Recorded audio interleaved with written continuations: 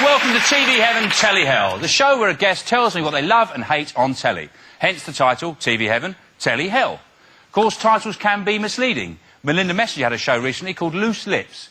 It was a cosy daytime chat show. Loose Lips? I was hoping for a documentary about gurning. And I see now Anne Widdecombe's got a show. Anne Widdecombe to the rescue. And a lot of people think, why would you need help from a woman who looks like a choir boy with the bends? Well, recently, I found myself in a situation where the only person who could help was Anne Widdecombe. You see, my driveway was being blocked by her car. She came to the rescue. And now, to reveal his personal TV Heaven and Telly Hell, please welcome my guest, Alan Davies.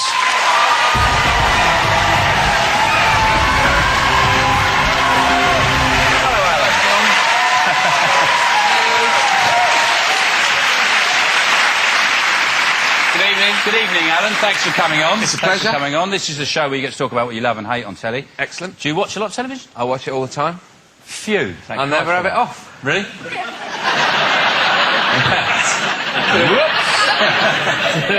doing all your own gags there. Yeah. Yes. Right, well, your first choice, we're going to look in your TV Hell, and it's vet shows, but in particular Animal Hospital. Well, I don't mind vets. They do a very good job. But I don't need all the hacking and the cutting and then the slow and agonising death of a tiny guinea pig.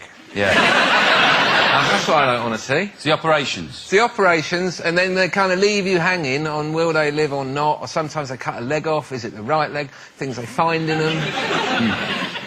You don't really care, do you? It's not even your cat. It's not my cat. No. And quite often you think, well, if it's £400 for it to be fixed, is it worth it? Yeah. Is that unfair? Yeah. When do you say the expense is reasonable for a cat, say 30 quid? I don't know. I suppose it depends if you're a bit drunk when you take the animal in. You might save it like that, and then when you sober up, you're devastated that you spent 750 quid, and it's only got 3 legs now. We had a dog near us, and he had wheels for back legs. That was unbelievable. When he went down off the curb, he used to bounce up in little winks like that. They probably, instead of saying to a vet, they probably took him to Quick Fit, and that... Well, we've got a typical clip here from Animal Hospital, and in this clip, Chi-Chi, a cat, right, yeah, he swallowed some thread. Oh, God. And this sparks off the level of surgical activity you'd normally expect with a heart bypass operation. Within seconds, Gabriel spotted something unusual. Already, there's something a bit abnormal about these intestines. They feel crimped on the inside edge. So you've got... Yes, like that. They do, exactly. They're gathered in much more than they should be. And that really can only mean one thing. Do you know, you can buy that on DVD. But, I mean, is it just me? Does we ever have to see that? No. A cat's intestine. They pulled out with Rolf Harris going... Why is it Rolf Harris? Why is it Rolf Harris? I mean, what's he about to do to that dog? Look at the dog's eyes. I think he's already got a finger up it somewhere. Don't worry, he's not going anywhere.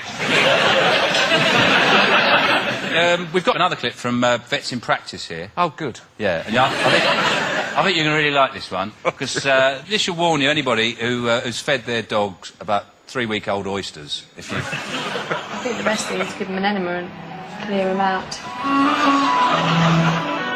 Once the enema starts to work, they can't afford to hang about. Oh, look at that.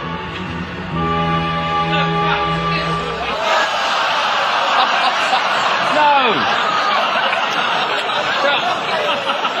I said don't show that bit. I told them to cut it there. I said, cut it there. This is the voice time. Once the enema starts to work... Yeah. There's really no hanging about.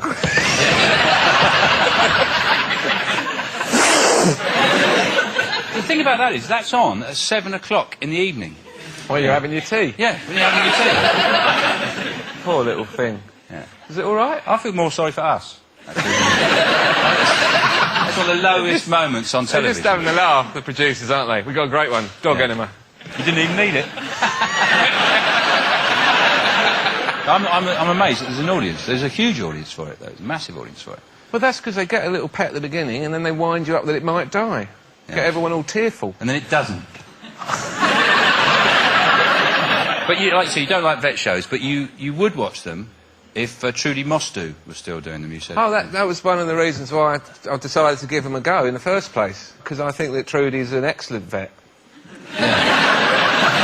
She's one of the best vets. She's a bloody good vet. In fact, it took her about 3 goes to pass her exams. She's neither here nor there.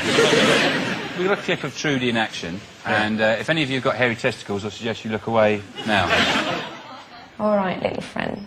Should we just have a check and see? I have not castrated in a big before. Oh, but it disappeared. Well, you came to retract the testicles. Gosh. Massage them down. Squeeze. Ooh. She's got the touch. And if you ever meet Trudy, she says, all right, little friend, you know you're in trouble, don't you? And I was watching that and I thought, you know, he's having his testicles removed. I was thinking, does he get anything for that? You know, like when you have a tooth out? Yeah.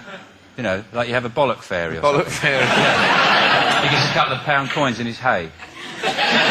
While you were asleep, Trudy came in and fiddled with you. Yeah. No, but do they do that? You know, you've had pets, haven't you? I thought you would say I've had my knackers on. I don't know. I don't read Heat. Quite an impressive pair, I thought, I must say. Yeah, quite a sizeable ball sack. And... Yeah. If it was in proportion, we'd be sitting here like this.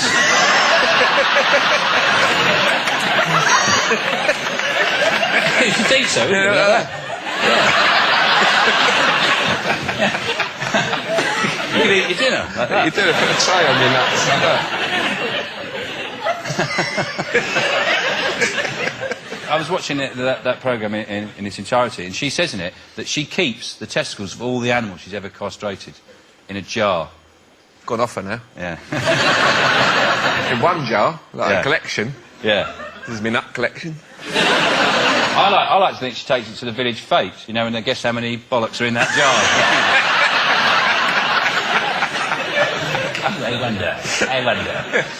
OK, we're going to move on now. All right, then. And your next choice is something you absolutely love. Yeah. It's a dating show with... well, they've added another element. Oh, yes. Well, actually, they've actually taken something away. Tonight, it's the relationship show you've been waiting for.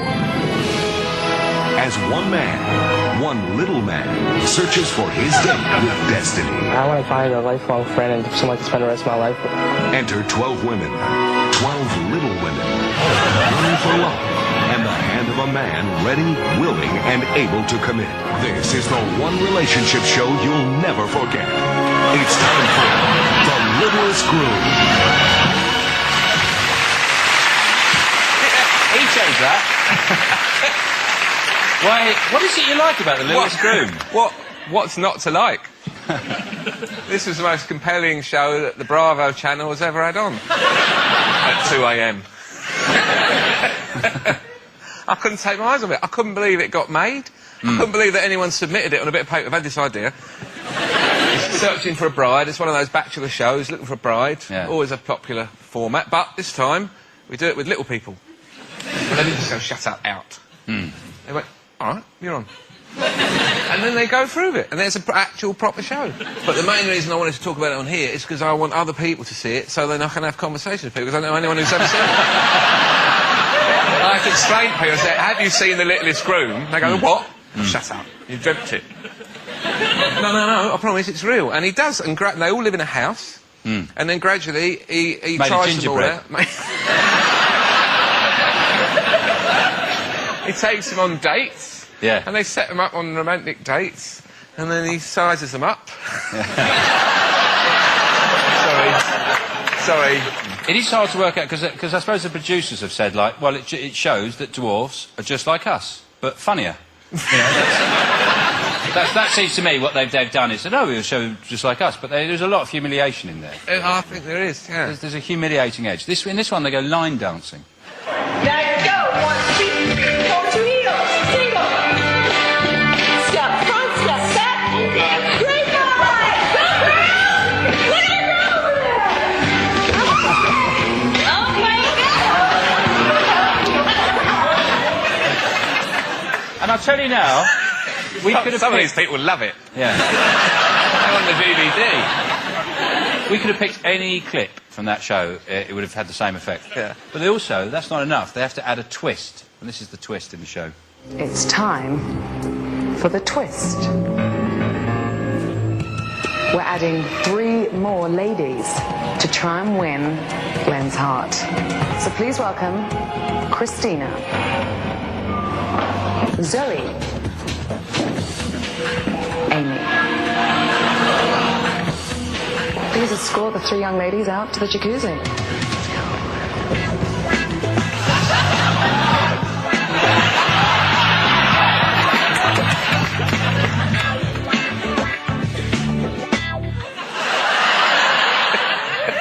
I see what you mean. Yeah. Please escort the 3 young ladies. And they actually came in, apparently, fully prepared if he chose one of them to marry him. I don't believe that. Right. I don't believe that. You don't reckon that they would have... That was just to torment the little people. And in the show, they're very careful. You talk about average people and little people. Well, they don't say dwarves. They don't say dwarves. So if I've said that now, will that be wrong? It's quite offensive, I think. Is it? I think people take offence at dwarves, yeah. Do they? Yeah. Shit. That's not offensive. But all that escort the ladies to the jacuzzi. I mean, what's going on? It's like some sort of Bond villain house he lives in. And in that clip, you do see Danny Baird. She's got a red jacket on and black trousers, and she's a whisker away from a ringmaster. Top hat and a whip. Come on, you funny ones. Run around. I thought, sorry, the wardrobe woman's gone. No, that's something wrong about this outfit. Well, we'll move on then, I think. Well, I'd like to say shame on you, Alan, for choosing that, but thanks very much as well. It's a pleasure. We'll be back with more of Alan's TV Heaven, Telly Hell after the break.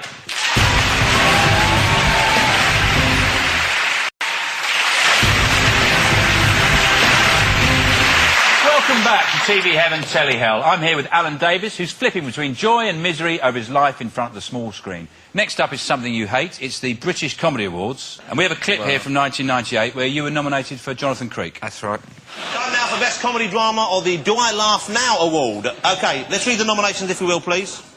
Right, the nominations for Best Comedy Drama are... Jonathan Creek. How Do You Want Me?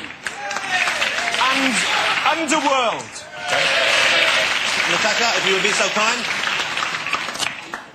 And the winner is Underworld. So you're beaten by a show I've never heard of. No one in the room had ever heard of it. And we sat there about 3 years in a row. I go there every year. Oh, you're best newcomer. No, you're not. Best stand-up? No, you're not. Best comedy drama every year? No. No, you're just not having one, mate. And I think the whole thing's rigged and it's a scandal. But that's not really the reason you hate it, is it? There's another reason you hate it. Well, I'm a bit scarred by it, particularly by that year. Because that year... that year, what they said, right, they said on the invitation, we're going fancy dress. We're going fancy dress, and it's a kind of Latin theme. You know, dress to excess, we want colour. Come on, you're entertainment comedy people, you don't mind dicking around. So, my ex-girlfriend was right up for it. So we got dressed up. And then I turned up... You got really dressed up, yeah. Didn't you? And I turned up at the reception, the champagne reception, before the awards, and there's no one else dressed up. There's basically no one else. Yeah. There's maybe 3 or 4 other people who aren't actually in shows or on the telly at all, who are never going to feature on the screen. They look great. There's me, I look like an absolute knob.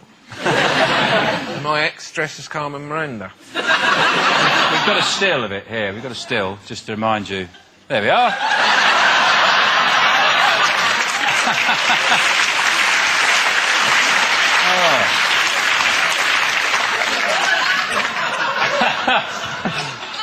You really did dress up, though, to be fair. It would be all right if you were at a fancy dress party and everyone was dressed up. Are you not at such a party? You just feel unbelievably stupid. Actual comedians as well. They're not going to be particularly generous. No. They go, well done for making the effort, Alan. Thought you've done a lovely job. No. They're just going to go, ha-ha! But not only that, live on telly, so everyone you've ever known. Sees you make an absolute tit of yourself. And what's more, I got horrendously drunk, because I had to kind of numb the pain. Didn't win for Jonathan Crete. I was nominated for my radio show, didn't win. Obviously, we'd never win. And then people started throwing things at me, trying to knock my hat off.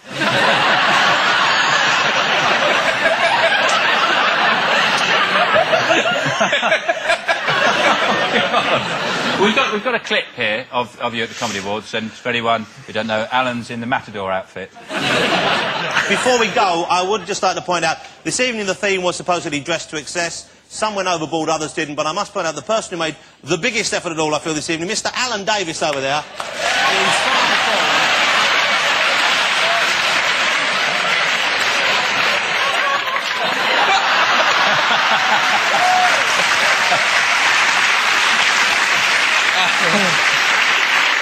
He might be the bloke who tried to knock my hat off, because it was coming from above, I remember that. Well, you had made yourself a bit of a target, hadn't you? But I had no sense of humour about it either, that was what was worse. Right. So I got up, dressed as a matador, turned around and went, fuck off! Fuck off! Tight trousers. Fuck off!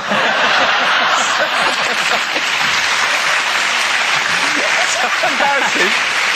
Of course, and the more incensed you get looking like that, the funnier it is. Yeah. Honestly, after the recording, people were falling about, throwing things. It's an absolute laughing stock. Never mind. It's a long time ago. Did you go to the party afterwards? Yeah, I got changed for that. Did you what into like big orange costume? Oh, laughing, relaxing. You ever happen to remember it? Well, did you ever walk down the street and just go, ah, oh, God. Big, what's the matter with you? It's all right, just remembered something happened 10 years ago, right? Oh. Never mind. Well done. I appreciate you doing that. I think it takes a lot of nerve and guts to do that. Yeah, thanks. Well, that's two of the things you need. Well, next up is a show that you love. You love watching it in the morning. Yes. It's Aerobics Oz Style. Now above your head for 8, 7, 6, standing nice and tall, double step, upright row, and back. Good, try and pull those elbows up nice and high. Stay with this. Last set to go. From the top, guys, march it to the front. Forward and a knee. Back and a knee. So, what do you like about that? I find that the workouts aren't too stressful. They're very low impact. I've had very little trouble, no injuries. So you've got quite toned abdominals? Quite toned abdominals. They're a bit sticky as well, aren't they?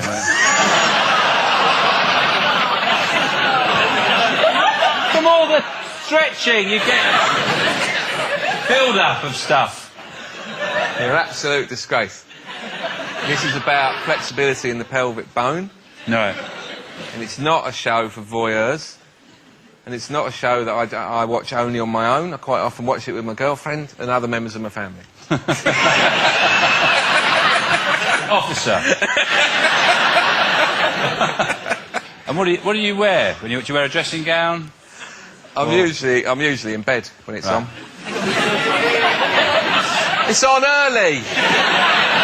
You flip around and then you do find... I can't quite believe it. The only thing about it is that what you really need is some sort of player cam, because one of the girls might catch your eye and then the camera will just pan off. And you'll be going, oh, back, come back. And they'll come back to the one at the front and goes, march it out, to the front, to the back. And there's nothing less arousing than the voice and the nagging voice of an aerobics teacher. So, it's not all joy. No.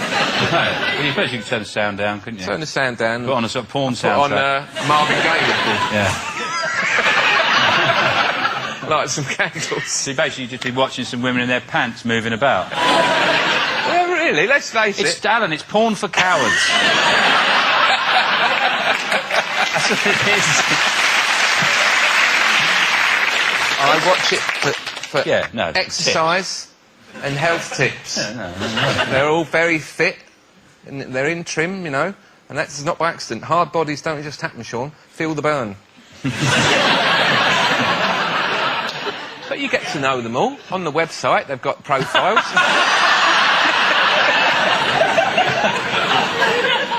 Oh, I've Googled it.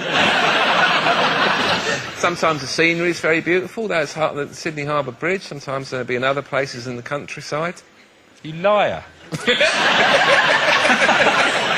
We got a clip here from the episode. It was on the beach. Do you remember that one? Yeah, it's one of the better ones. Yeah.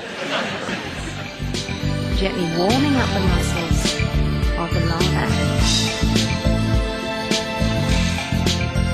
And now relax the pelvis, allowing it to settle into a position between your tuck and your arch. Placing your hands in your pelvis, noticing that your hip bones and your pubic bone are lying on the same plane. Does he ever put you off? What I'll do is I'll hang a shirt over that bit of the tail. But then you see, wasn't the surf nice there, coming in, and the beach and sand? It's nice. Very soothing. Very soothing. I imagine every now and again he just goes... Naughty boy. No, it's a lovely show. It's a lovely show. It's artistic, and it's for children as well. But they don't like it, because Uncle's doing something weird. Well, thanks, Alan. Thanks for that glimpse into your TV heaven, telly hell. It's a pleasure. On this show, we like to also see ourselves as a sealed knot of television. We can reenact any moment of television history. Is there anything you'd like to reenact? Yes. OK. Ladies and gentlemen, Alan Davies!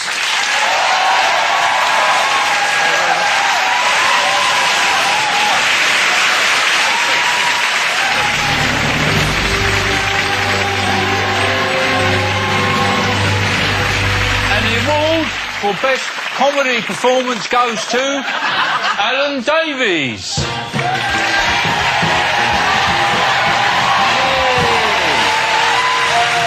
Congratulations, Alan. Thank you, Jonathan. Thank you very much. I'd like to say thanks to everybody who didn't dress up tonight. Made me feel very special.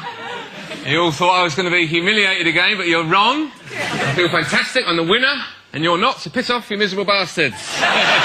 Well done, Alan. I think you look fantastic. It hasn't actually worked out for me. This isn't a real award. No. I look at it. No, nobody voted for it. Nothing. And I don't actually feel any better than I did on the night. But you're in a Matador costume. And... Hey!